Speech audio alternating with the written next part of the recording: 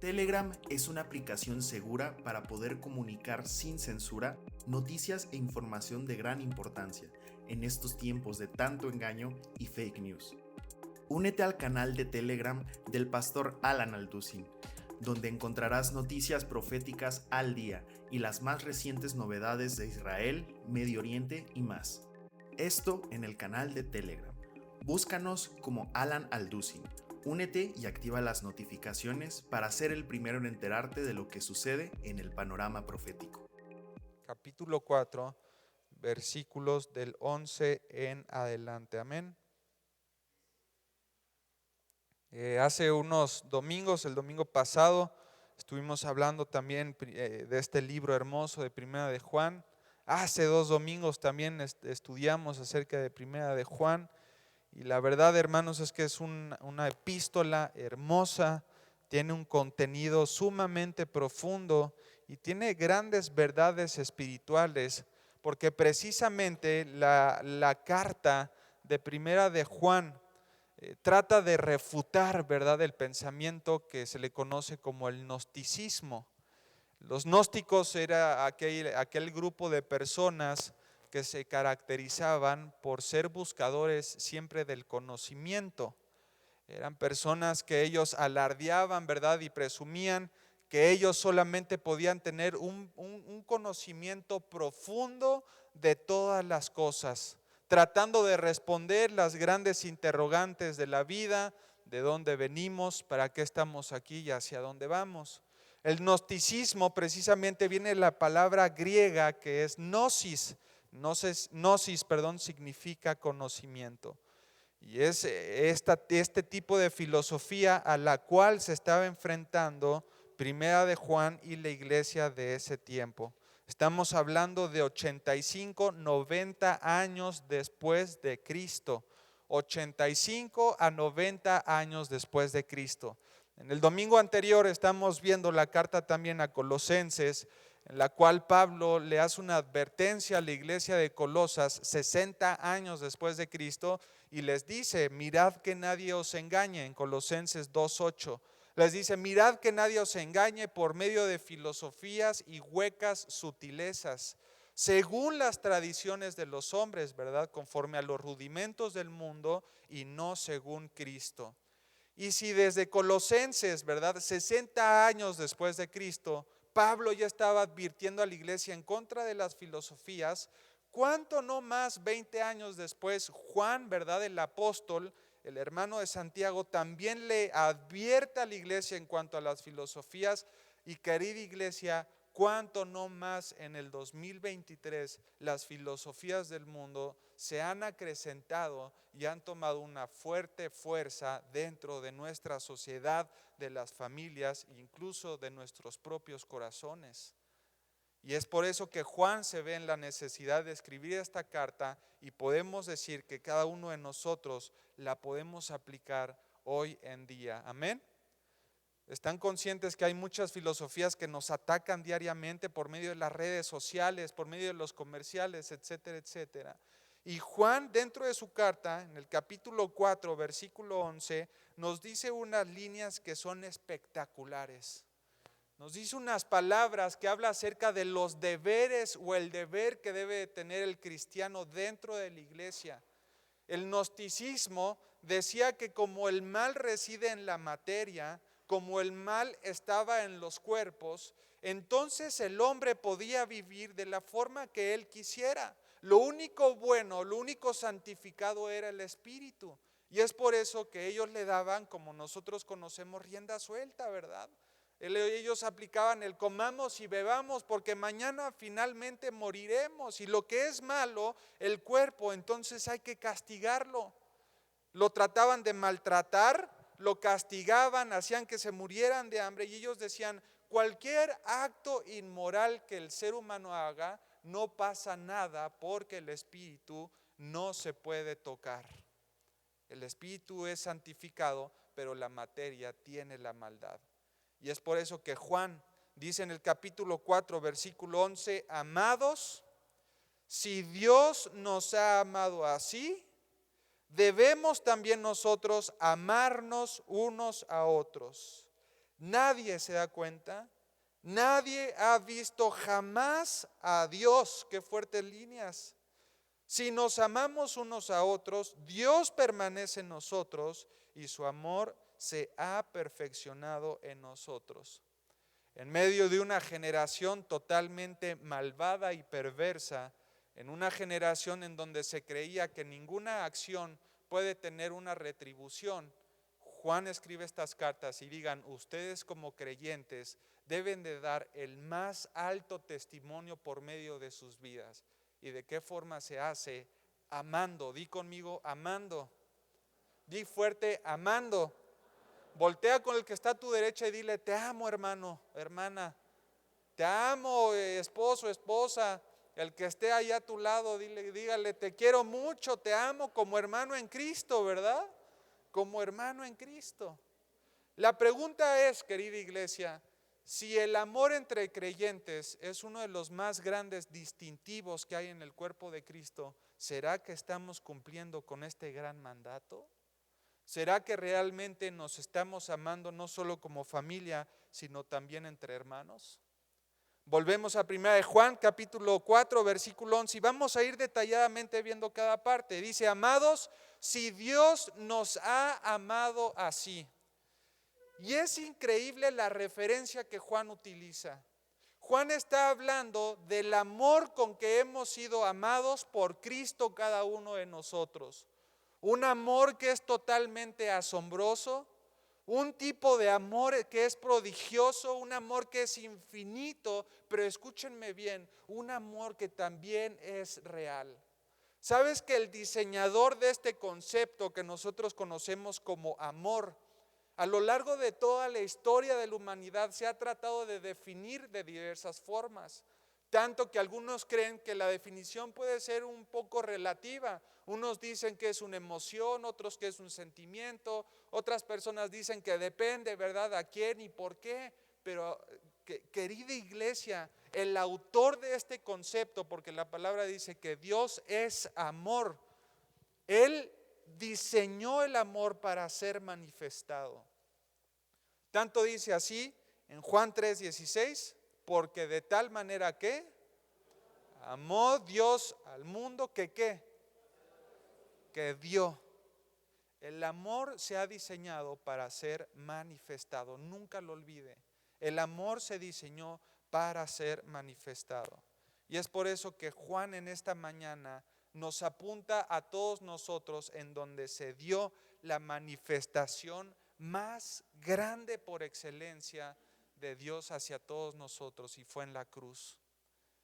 Si alguien quiere hablar acerca de un amor que es impresionante, profundo, que derriba tu corazón y cada argumento, está demostrado por medio de la cruz.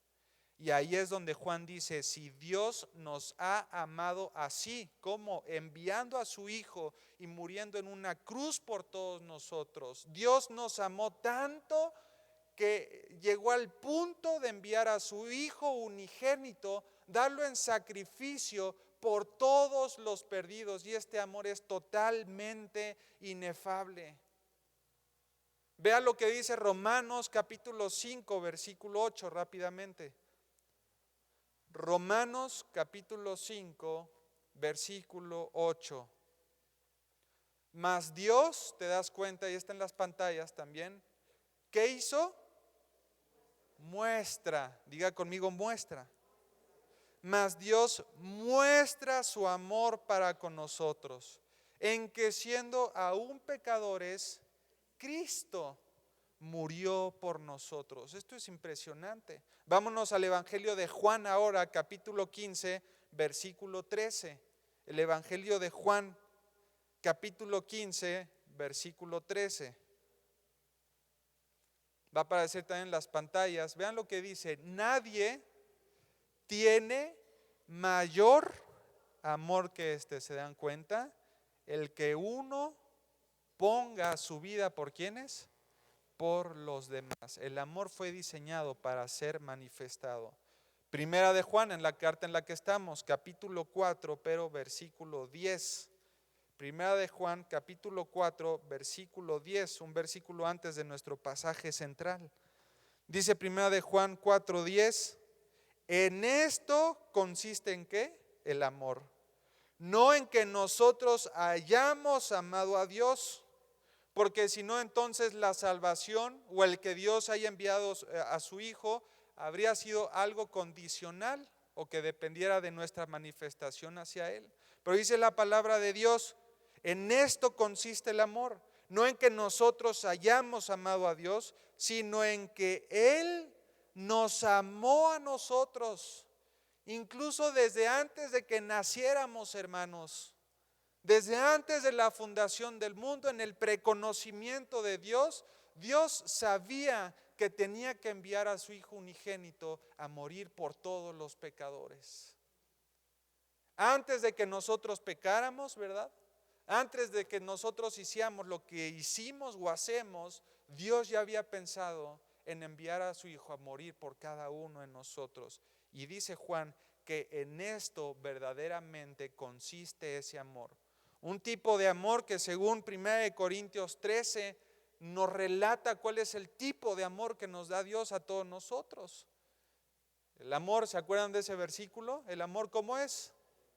¿Es qué?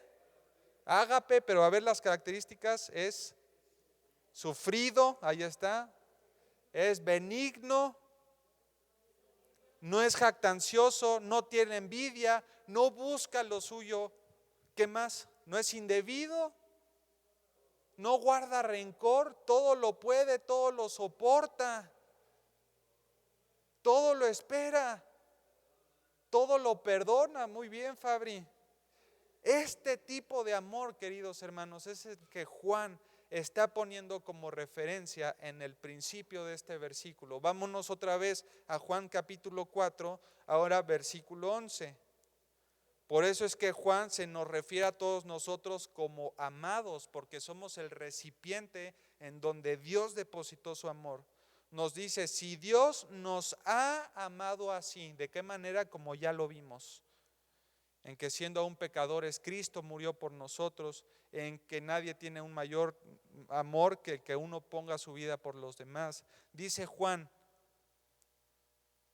si Dios nos ha amado así, debemos, y te das cuenta que entonces no es algo que te pone Dios para escoger, no es una opción, es un mandato. Debemos nosotros ¿de qué? De amarnos unos a los otros. Y esto es increíble, hermanos. Establecida una vez la razón, Juan establece la consecuencia. ¿Qué quiere decir todo esto? Que el don de Dios, de su amor depositado en cada uno de nosotros, crea una obligación de deuda inexcusable en la vida de cada creyente de amar a todos los hermanos. No de amar solamente a Fermín, porque Fermín es muy buena onda, ¿verdad? Y todos quieren a Fermín. Y a Vicky es muy fácil amarlos a ellos, ¿verdad? Porque son unas personas extraordinarias. Pero a ver, ama a la hermana que te pone una mala cara. No, pues yo ¿por qué le voy a amar si me pone mala cara? O a ver, ama a la persona que tal vez no te marcó cuando estabas en enfermedad. No, pues a él no le voy a marcar porque si él no se interesó por mí, pues yo tampoco me voy a interesar por él. Hermanos, la palabra de Dios nos manda a amar, no solamente escogiendo, nos llama a amar a absolutamente todos. Nos está hablando de que el creyente se tiene que esforzar contundentemente por imitar el amor de Dios que hemos recibido hacia todos los demás. Vuelvo a hacer la pregunta con la que iniciamos. ¿Será que realmente estamos amando a los hermanos? ¿Sabe que dentro de la sociedad y al paso de la historia, este concepto de amar se ha diluido un tanto, ¿verdad? Un poquito. Dentro de las relaciones de noviazgo, ¿verdad? A los 3 días el novio ya le dice a la mujer, te amo, ¿verdad? Ay, joles. Al tercer día. Bueno, no lo estoy juzgando, ¿verdad? Pero realmente ¿podrías decir que la amas con todas sus virtudes? Sí. ¿Ya conociste todos sus defectos? Hay uno que otro. A los 3 días. Espérate 2 años, mijito. ¿Lo amas con todos sus defectos? Sí. Hermanos, cuando nosotros decimos te amo, esto requiere un esfuerzo de realmente depositar en ellos un amor aunque no lo merezca, conociendo las virtudes y los defectos. Si decimos que sí estamos amando a nuestros hermanos, por lo menos la pregunta es, ¿te sabes los nombres de los hermanos de tu iglesia? No, es que somos un montón. Pero yo estaba pensando ayer, si hiciéramos un ejercicio de cada domingo acercarnos a un hermano que no conocemos a preguntarle su nombre, en menos de 2 meses terminaríamos de aprender los nombres de todos. Y la piedra va para mí también, yo no me salvo. A veces somos muy malos, ¿verdad? Y se nos olvidan los nombres, pero a veces ni siquiera está la intención de acercarnos con el hermano, preguntarle cómo se llama y realmente interesarnos por orar por él, por ejemplo.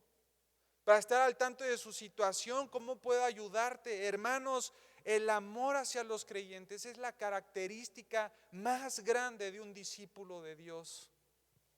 Y si no lo hacemos o no lo practicamos dentro de la iglesia, fuera de la iglesia es imposible que nosotros lo podamos practicar o desarrollar.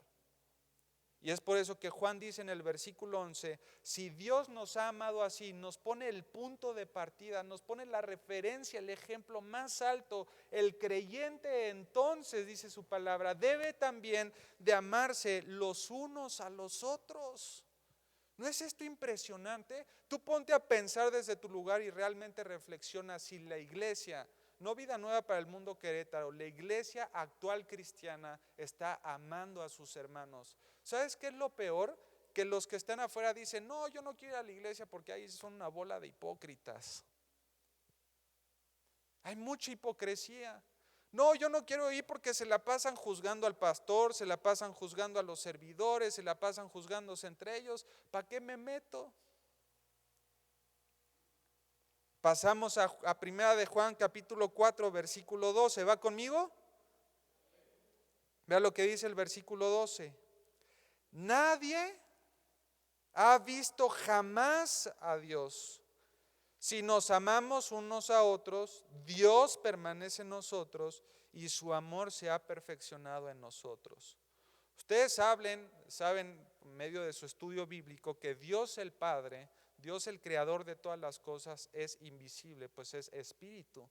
Según la palabra de Dios dice que nadie le ha visto ni le verá jamás. Cristo es la imagen del Dios invisible. Vea lo que dice, por ejemplo, el Evangelio de Juan, capítulo 4, versículo 24. Vámonos rápidamente. No despegue su dedo de Primera de Juan 4. Vamos al Evangelio de Juan, capítulo 4, versículo 24. Vea lo que dice, ahí está también en las pantallas. Dios es ¿qué? Espíritu. Y los que le adoran en espíritu y en verdad es necesario que le adoren. Dios es espíritu. Vámonos ahora a 1 de Timoteo capítulo 1 versículo 17. Primera de Timoteo capítulo 1 versículo 17. Vean lo que dice la palabra de Dios. Por tanto, al Rey de los siglos, inmortal, y después ¿qué dice? Invisible. Al ojo del ser humano, evidentemente, invisible, al único y sabio, ¿quién? Dios el Padre, sea honor y gloria por los siglos de los siglos. Amén.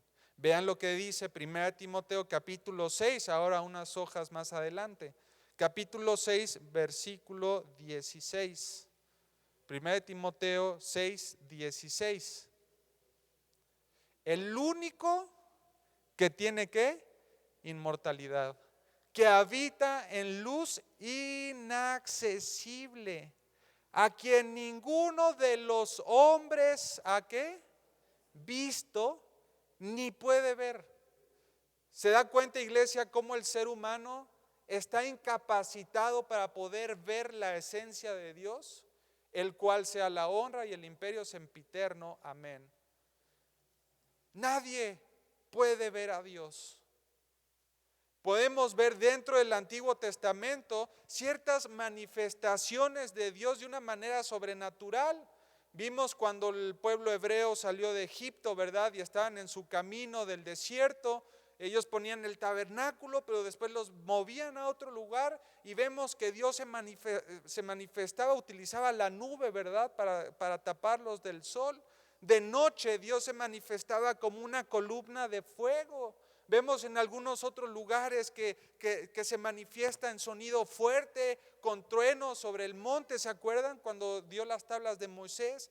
Por medio de las tempestades, hermanos, pero nadie jamás en el ser humano que esté incapacitado ha visto a Dios. Ha visto manifestaciones, pero no ha visto a Dios. Y la revelación más grande de la esencia de Dios ha sido Jesucristo, su Hijo. Vamos a Colosenses capítulo 1, versículo 15.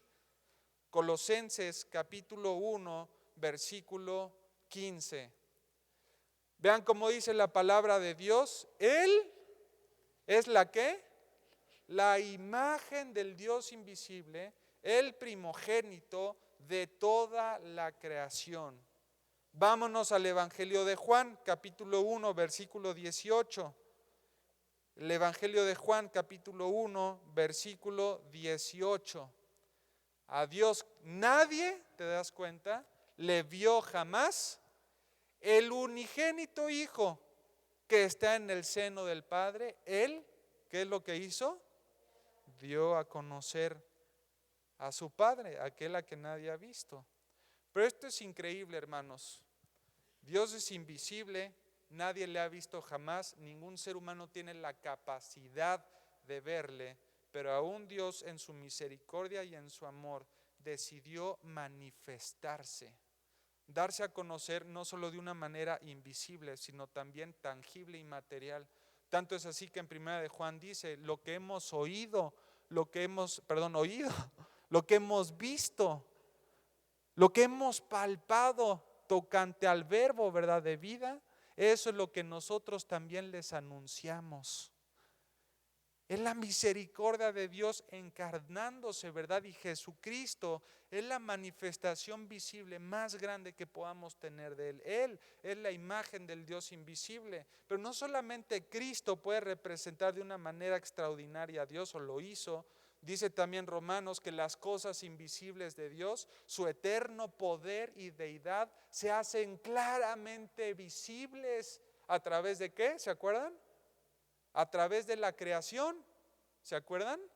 Ahí está, las cosas invisibles de Él, su eterno poder y deidad, se hacen claramente visibles a través de la creación. Entonces tenemos a Cristo representando al Padre, tenemos la creación que da evidencia también del Padre, pero el amor que nosotros manifestamos es la tercer más grande evidencia de la existencia de Dios. El amor que nosotros podemos darnos es la evidencia más, o una de las evidencias más grandes de la existencia de Dios. Aunque Dios es invisible, su presencia se manifiesta en la vida del creyente. Juan capítulo 13, versículo 35. Hoy vamos a estar viendo muchos versículos, pero sígueme rápidamente a Juan 13, 35. Cristo les decía a sus discípulos, en esto conocerán, ¿te das cuenta? Se van a dar cuenta que son mis discípulos. Si tuvierais ¿qué? Amor los unos con los otros. El amor fraternal es la evidencia de la presencia de Dios en la vida del creyente. Volvemos a 1 de Juan, hermanos. Este es como esgrima bíblica, pero confío en que me van siguiendo. Si no hay en las pantallas también, gracias Jos, lo está poniendo muy rápido, ¿verdad? Ahí en 1 Juan capítulo 3, versículo 17, ¿verdad? Vean lo que dice la palabra de Dios, 1 Juan 3, 17. En esto se ha perfeccionado, en el 3, perdón, capítulo 3, versículo 17. Pero el que tiene bienes de este mundo y ve a su hermano tener necesidad y cierra contra él su corazón, ¿cómo qué? ¿Mora el amor de Dios en él? Hermanos, el que es incapaz de amar sin límites o condiciones debe de preguntarse si verdaderamente está en plena comunión con Dios. porque el que permanece en Dios, éste puede manifestar también el amor de Dios. ¿Cómo mora el amor de Dios si ni siquiera se lo está expresando a su hermano? Si queremos verlo por medio de una ilustración más clara, en Juan capítulo 15, 5, no es necesario que lo busquen, pero está la historia de la vid y los pámpanos. Y en Juan 15, 5 dice, el que permanece en mí, yo soy la vid, vosotros los pámpanos, el que permanece en mí y yo en él, este es el que ¿qué? El que lleva mucho fruto. Y esa palabra fruto puede englobar muchas acciones dentro de la vida del creyente, pero uno de los más grandes de esos frutos es el amor manifestado hacia sus hermanos. ¿Qué no Pablo a la iglesia de Corintios les dijo? Ustedes pueden tener dones, ustedes pueden tener talentos, pueden ser grandes en obras, ¿verdad? Pueden ser muy extraordinarios, pero si no tienen el sazón más grande de la vida del creyente, entonces son como metales que simplemente hacen un ruido molesto. El fruto, dice, el que permanece en mí, este es el que lleva mucho fruto. Hermanos, para poder expresar e imitar el amor de Dios, es necesario que el creyente permanezca en el Señor. Y permanencia significa estar en un estado inamovible. ¿Sabes por qué nuestro amor es tan condicional y a veces tan fluctuante? Porque nuestra relación con Dios también lo es. Cuando estamos bien con el Señor, ¿verdad? Se nos hace muy fácil, o es a lo mejor un poco más sencillo o alcanzable poder amar a los hermanos. Pero si estamos mal en nuestra relación vertical con Dios, automáticamente nuestra relación horizontal va a estar hecho pedazos.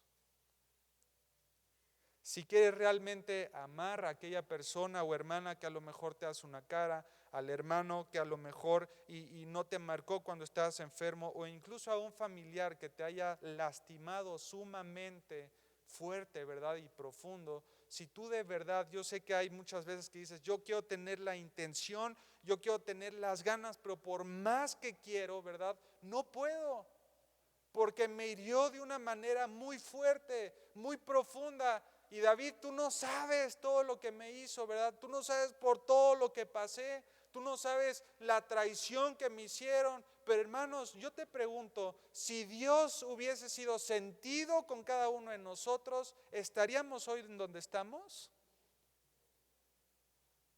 Mas Dios muestra su amor con nosotros en que siendo aún pecadores, Cristo murió por nosotros. Y Juan dice, si Dios nos amó así, cada uno de nosotros también debemos de amar. Seguimos, en nuestro pasaje central, primera de Juan, capítulo 4, síganme rápidamente. Capítulo 4, versículo 12. Vamos ya terminando este mensaje. ¿Sí está conmigo? ¿No se está durmiendo? De aquí se ve todo, ¿eh? Primera de Juan, capítulo 4, versículo 12. Nadie ha visto jamás a Dios, pero si nos amamos unos a otros, Dios permanece en nosotros y su amor sea ¿qué?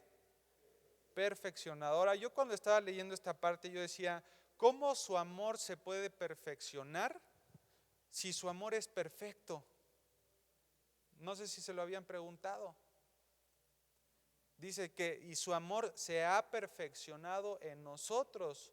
Yo decía, si lo tomo yo literalmente, ¿verdad? Entonces podríamos resumir que el amor que recibimos de Dios no es perfecto, porque se tiene que perfeccionar. Pero la palabra que está diciendo aquí es increíble, hermanos, y con esto voy cerrando. Quiere decir lo siguiente, que el amor de Dios se hace eficaz. El amor de Dios se hace eficaz cuando nosotros amamos a nuestros hermanos. Perfeccionar no significa mejorar o potenciar, porque eso sería imposible. El amor que recibimos es perfecto. Quiere decir que se hace plenamente eficaz. Y de esa eficacia a la cual está haciendo referencia Juan es cuando funcionan en perfecta armonía el amor por Dios y el amor a los hermanos. El amor de Dios se hace eficaz no solamente cuando se conoce. Tú lo puedes conocer, ¿verdad? Y te sabes de memoria 1 Corintios 13 y es hermoso, ¿verdad? Pero es eficaz, se va perfeccionando y va tomando una mayor potencia cuando se pone por la práctica o la acción. No solamente basta conocer este concepto, se tiene que actuar. Y de esta manera podemos decir, si ustedes me van siguiendo, que el concepto no se refiere a amar, no es un concepto estático. El amar es un concepto totalmente dinámico.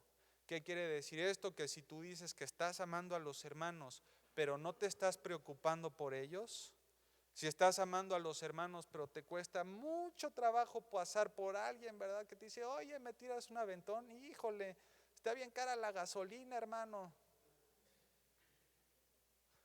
¿A poco no? ¿Pasas por mí? ¿Dónde estás? En Juriquilla. No. De aquí a que voy y regreso ya son 4 horas, ¿verdad? ¿Sí o no, mi Josué? Está lejos, ¿no? Allá. ¿Se dan cuenta cómo realmente podemos preguntarnos, ¿la iglesia de Dios realmente está amando? El concepto del amor no es un concepto estático, sino que es algo totalmente dinámico. Fuimos llamados, amados hermanos, a expresar el amor no como el mundo lo da o lo expresa, sino como Dios dice que se tiene que dar. Ahí es cuando verdaderamente estamos amando, cuando lo expresamos como Dios dice que lo expresemos. Y te digo cómo se debe de expresar, fíjense muy bien. Es el amor, escúchenme muy bien y con esto cerramos. Es el amor no merecido, pero recibido a nuestras vidas para darlo o expresarlo de la misma forma en la que lo hemos recibido, en la mayor medida que sea posible hacia los demás, aunque los demás sean seres imperfectos y aunque los demás tampoco se lo merezcan. Nuestra demostración de amor no necesita retribuciones, se da simplemente sin condiciones. El creyente en su vida es solamente como un metal que hace ruido si no hace todas las cosas con amor. Y el amor, hermanos, se pone en práctica en la iglesia, el amor se pone en práctica en el hogar, en la familia. El amor es la característica más grande en la vida de un creyente. No, pues tenía la intención de hacerle los chilaquiles a mi esposo que tanto le gustan, ¿verdad? Pero pues como él ni me trae flores, que se aguante, que desayune cereal. Hijo, somos expertos poniendo condiciones. ¿Por qué si a mí no? ¿O por qué lo voy a hacer si yo no recibo? Hermanos, somos llamados a dar un amor que es totalmente incondicional. Yo sé que es algo difícil, sí. Sé que no es algo que se logra de la noche en la mañana. Sé que es algo que incluso todo creyente, todo pastor tiene que perfeccionarse en el ejercicio del amor. Pero según vimos ahorita en 1 de Juan, el creyente debe de esforzarse por tratar de imitar este tipo de amor. ¿No te encantaría esforzarte para poder lograr con este mandato? Dice su palabra, debemos de amarnos. No es a ver si quieres, no depende de tus sentimientos, de tu estado de ánimo, es una orden. Vamos a orar. Dios, te damos gracias, Padre, por tu palabra. Gracias, Señor, por que podemos ver la manifestación más grande de amor hacia nuestras vidas, que fue por medio de una cruz, Señor. Un amor que fue totalmente incondicional, Padre, en que siendo aún pecadores, Señor, tú moriste por cada uno de nosotros. Tu Hijo murió por cada uno de nosotros. Señor, gracias porque, Padre, si no fuera por la cruz, no tendríamos esta esperanza que es eterna, que es viva y es eficaz, que está reservada en los cielos por tu poder, que no se marchita, no se contamina, no es inmarcesible, Señor. Yo, Padre, hoy hemos entendido que como iglesia debemos de imitar este amor, Señor. Dios, pareciera estar un tanto lejos de mi vida. Soy una persona a lo mejor con un corazón duro que me cuesta trabajo expresar amor, pero Dios, hoy he entendido que es un mandato, Señor. No depende de mi personalidad, no depende de mi estado de ánimo, no depende de mis experiencias pasadas, presentes o las que vaya a suceder. Señor, ayúdame a ser obediente a este mandato, a amar a mis hermanos, Señor. Pero que sea un amor genuino, Padre, un amor guiado por tu Espíritu, un amor entendido también, Señor, y aplicado a conciencia y con conocimiento, Dios. Pero sé que no lo puedo lograr, Padre, alejado de ti, Señor. Ayúdame a sentir compasión por los perdidos, Dios. Ayúdame a sentir amor por los que me han lastimado, los que han herido mi corazón. Padre, sé que es muy difícil esto, pero tú puedes lograrlo, Señor. Limpia mi corazón y ayúdame, Dios, a amar como tú nos amas a nosotros. Y hermanos, si hay alguien que venga hoy por primera vez y hoy has escuchado acerca de este amor tan hermoso que es incondicional, un amor que se desbordó en la cruz para darte la vida eterna, conociendo que tú eres pecador o pecadora y que tu pecado te separa de Dios, pero entendiendo que su amor cubre multitud de pecados. Si tú quieres tener la vida eterna y el perdón de pecados, dile también desde lo más profundo de tu corazón: Dios, hoy creo, Padre, que enviaste a tu Hijo unigénito a morir en una cruz por mis pecados. Y creo, Señor, en lo que dice tu palabra, que cualquiera que crea en esto, Dios, tendrá la vida eterna. Señor, yo creo en Cristo, creo en la cruz, Dios. Te pido que me limpies y te acepto en mi vida como mi Salvador. Gracias, Señor, por este amor tan grande. En el nombre de Cristo Jesús oramos. Amén y amén, hermanos. Que Dios bendiga su palabra, pongámoslo por práctica, acérquese con los hermanos, preocupémonos unos por otros. Amén. Gracias.